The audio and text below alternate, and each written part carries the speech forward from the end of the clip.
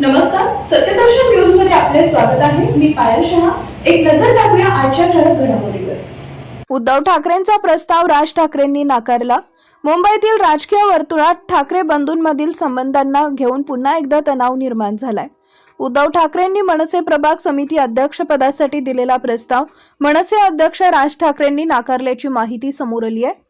प्रभाग समित्यांच्या अध्यक्षपदासाठी अर्ज सादर करण्याचा आजचा शेवटचा दिवस असून उद्या यावर मतदान होणार आहे.